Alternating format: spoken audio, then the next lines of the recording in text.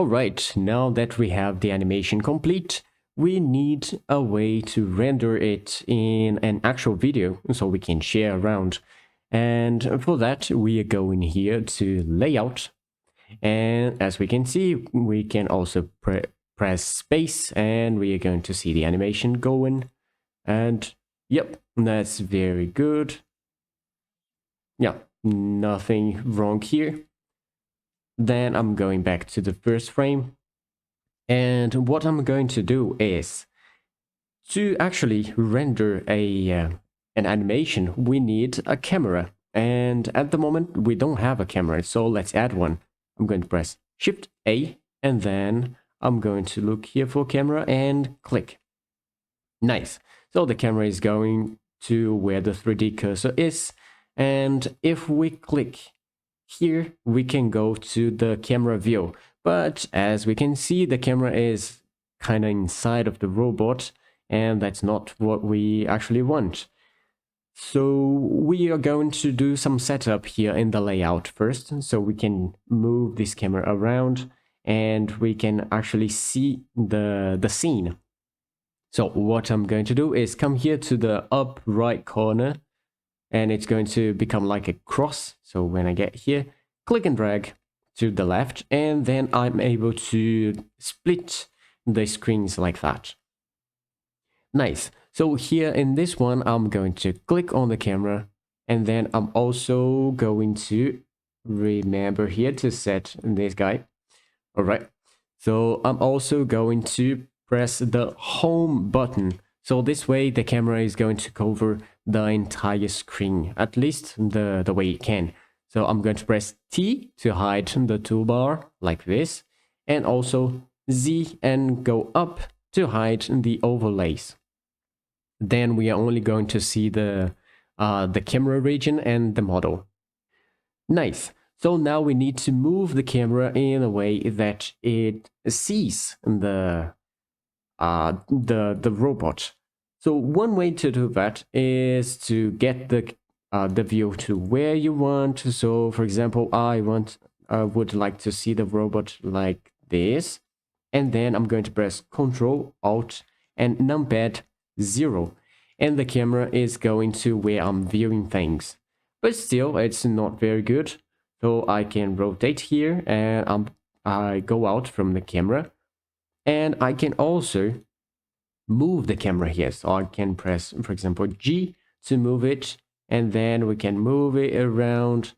And for example, I'm going to keep it here and then press G and Z to move it up, Z twice. And let me change this here. Since we are in object mode, I'm going to change it to global.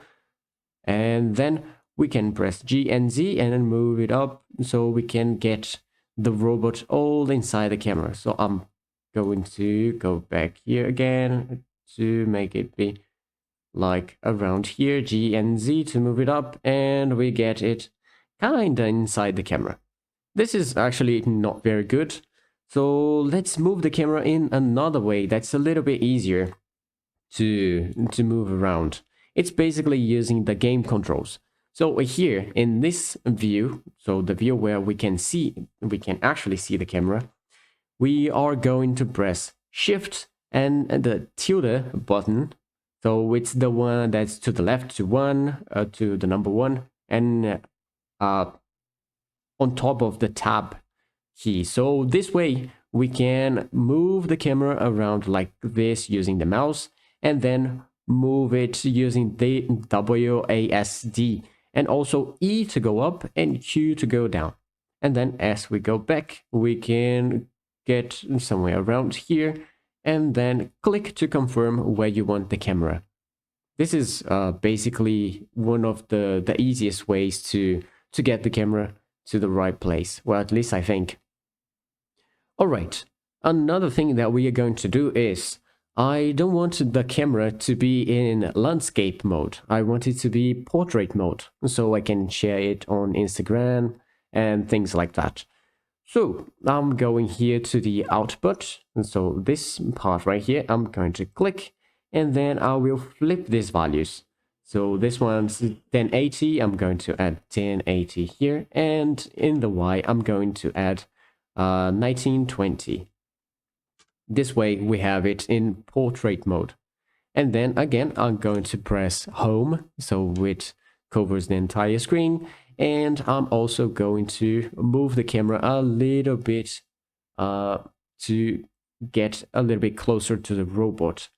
Now, one thing that we should do is see if the animation is inside the camera. So I'm going to cycle through here.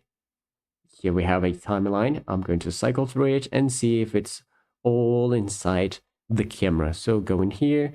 Yep, the arms are inside. Let's see. We move. We go back. And yep, okay.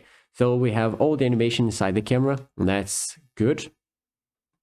Then now we have a little bit of a problem, which is the robot is standing on nothing. So it's basically floating, and that doesn't look very good. So before we do anything, let's create a quick environment. And so let's make like a floor and something to reflect light on. So I'm going to press Shift S to get the cursor to the world origin. Press Shift A and add a mesh. So this is going to be a plane. Nice. Now we have the robot stepping on something. So I'm going to edit mode and then scale it up so it covers the camera like this. And then I'm also going to do something here that's going to help with the reflection of light. So actually I need to scale it a little bit more like this. Yeah, so now it got all the way there. So I'm going to select this edge here, press E to extrude, and then move it on the Y just a little bit. This here is just so we don't have distortions on the ground when we subdivide it. I'm going to show you in a moment. So nice. Now that we have it, we can press E again and extrude it up like this. So it's going to go up and past the camera, so it's not inside the camera. We can't see it. Then again, I'm going to press A and then S and X to scale it on the X, so it covers the entire camera like this. Nice. Now what I'm going to do is I'm going to add a modifier. So I'm going to here to the modifier tab, going to add modifier and choose this subdivision surface. It's going to subdivide our plane here. Like where we have 1 square, it's going to have 4 squares, and it's also going to try and smooth the shape of it. So this way we have a nice smooth curve right here. And since we added that split, that edge here, it's not going to make the floor where our robot is standing on also be kind of slanted, so making the feet be under the ground or something like that. So that's basically why we added that. Alright, but this way we have a problem because now it got like a curve here and it's inside the camera. What we can do to fix it is press Ctrl R here and then rotate the mouse wheel so we have 2 cuts and then click and right click to apply. And this way we can press, it's still with these 2 lines selected. We are going to press S and X to scale on the X. Oops, but I have this here on individual origin, so I'm going to change it to medium point. So S, X, and scale it just like that. And we have it in a way that's covering the entire camera. So now we can get here to the levels viewport and increase this one more. So we have it on 2. So it subdivides twice. And okay, that's looking pretty nice, I'd say. Now we can go back to object mode, select the floor, right click and shade smooth. So this way we are going to see this here as a smooth transition. Nice. So now it still seems like we are floating, but in a white space. Well, that's basically because we don't have a nice material for the ground. So let's add one. I'm going here, so select the ground, select here the material tab and add a new one. This one we are going to call floor underline matte or floor material. And here we can choose the color that we want. So I'm going to click here and let's see something that's going to look interesting with this robot. Let's see. Well, I think something like this would be cool. So I'm going to leave it like that. And I'm also going to make it less rough, actually a little bit more rough. So I'm going to make it go a little bit up like this. And we are good. Nice. Okay, so now we are using the material preview. But in the material preview, we don't actually see what's going to be seen in the rendered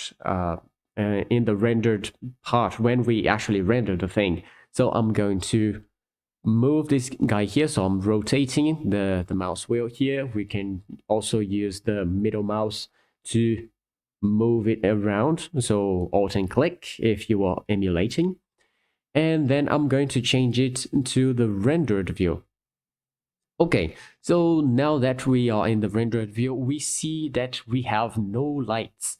Actually, we have a little bit of light, and this is because of the road. So I'm going to click here, and here we have. So we have a dark gray color with a strength of 1, and this is not actually going to help that much.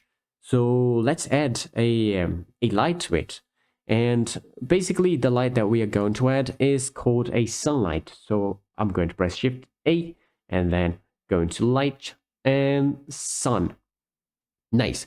Now we have a little bit of light here, but it's not very good. It's straight up like so. It's like a midday light. So the sun is a directional light. So it doesn't matter where we have the sun, it's always going to have the same effect. What is going to actually change it is the angle. So if I rotate it, we can see that we rotate the light and also we shift the shadow here. So I want the light to be coming like this. Yep, that should be good. And actually, let me bring it down a little bit like this. All right. And let's also change here to the object property here.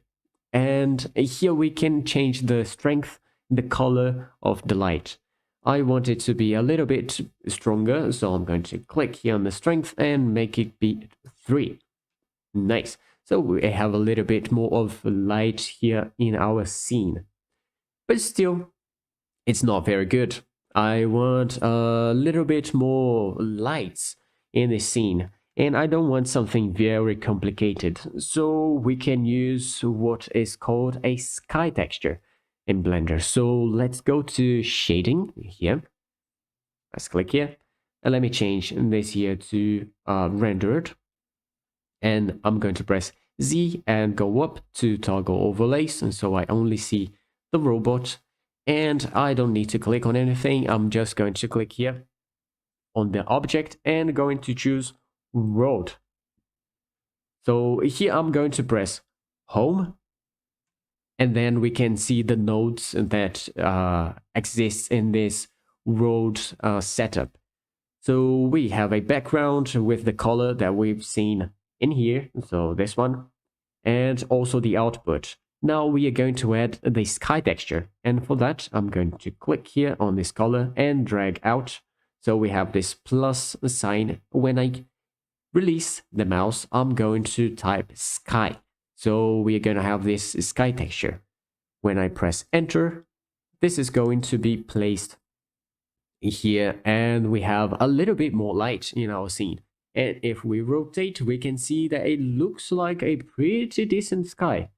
We only have a little bit of problem, which is Nishita, this one here, is not very good with Eevee, but that's fine. We are going to use it, and I'm also going to explain to you what Eevee means in a little while. So we can actually keep it like this. But still, I think it is just too strong the way it is. So I'm going to bring it down to, so I can get this, the strength, I can bring it down to something like 0.4. That should be good. Yeah, 0.4 is fine. So as we can see, it's still not looking very good. So let me go back to layout. And this way we can see it in the camera. One thing is, here when we look at the robot, it seems like the face is pretty dark, and it shouldn't be, because the light should come here on the ground and then be bound back to the face, so lighting it up a little bit. And that's actually not happening because we are using Eevee, and Eevee is not a ray traced rendered. So we can come here to the render, and as we can see, we have render engine to Eevee. When we click on it, we have a little bit more options, but the ones that we mostly use are Eevee and cycles. So when we click on cycles, we are going to see that it takes a little bit longer, and it's a little bit noisy as well. That's basically because cycles is a ray tracing render. So we can see that it calculates the light bounces, and then we see also here that it is reflecting the lag. And when we were on Eevee, it wasn't. It was pretty bad, I'd say, this way. That's basically because we don't have Eevee set up correctly. And another thing, cycles, as you can see, it is quite slow to get to the end result. But with Eevee, we get some near real-time render. So that's pretty nice. And then that's actually what we are going to use. I'm going back to Eevee, and we actually want some light bounces here and things like that. We want Eevee to look good, and that's completely possible. We just need to set it up correctly. So for that, we are going to click here, for example, this ambient occlusion. We are going to tick it, and we can see that some stuff happened, and it's already looking a little bit better. And then I'm going to also click this bloom, and we can see that I added a little bit of effects of this bloom effect to the screen. And we are also going to tick this screen space reflections. And now we have something that looks a little bit more like we had in cycles. So if we open it up, we have this trace precision that we can bring it up, and then we get the results a little bit better. So I'm going to bring it down again, and then we also have this shadows options that we can click here in this high bit depth, and then we are going to have a little bit more of details to the shadows and things like that. So we can also change the resolution of the shadows here, but let's keep it like this.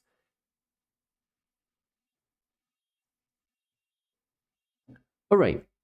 So now that we have Eevee set up correctly, the only thing that we need to do is to render our animation. And for that, before we actually press anything, we need to set up the output location. So now I'm going here to the output properties. I'm going to click, and then we have this PNG, which is going to be the file format that we are going to export. If you want to export a single image, so for example, let's make a quick render of this frame here. If we want to export, if we actually want to render a single image, so a single frame, we can come here to the render tab right here. So click, and then we have this render image, or the shortcut F12. So I'm going to press the shortcut F12, and we just need to wait a little bit, and there we go. We have an image, and it's rendered all good. If you want to save it, you just press Alt S, and then you can save it wherever you want. But since we made an animation, we want to render the complete animation. We want the video of it, not a single image. And here we can do the same thing. We can actually render with PNG, but then we are going to render every single image in all the frames. So we are going to have in the end 180 images, which is not very good in some cases, unless you want to make some adjustments in another program or something like that. So you would actually need to get another program, or even Blender. Blender has this functionality, but we're not going to see it, to get all the images together to make an actual video. But we are not going to do that. We can change this file format. So instead of using PNG, let's click on it. We are going to use this FFmpeg video. So when we click on it, we are actually going to render a video and not a bunch of images. Also, for the encoding, I'm going to open it. And since we want something that's more common in all the social media and stuff like that, we are going to change it from Matroska to MPEG-4. And that's basically it. And that's all we would need to set up in the file format stuff. Now, the only thing we need to do is to choose where this is going to be rendered at. So at the moment, it's rendering at the temp folder. So I'm going to click here and then choose where I want it to be rendered. So I'm going to choose here, Boybot, and I'm going to click here to create a new directory and also going to call it video. There we go.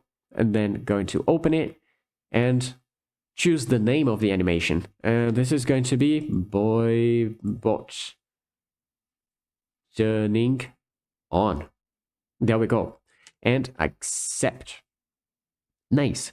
Now the only thing we need to do is to actually render it. And just like with the image render, we can go here to the render tab and render animation, or use the shortcut Ctrl F12. Using the Ctrl F12 shortcut, there we go. Now we just wait a little bit until this is completely rendered. If we used cycles to do this, so using the ray tracing version of the render, or actually using the ray tracing render in Blender, this here would take hours to complete.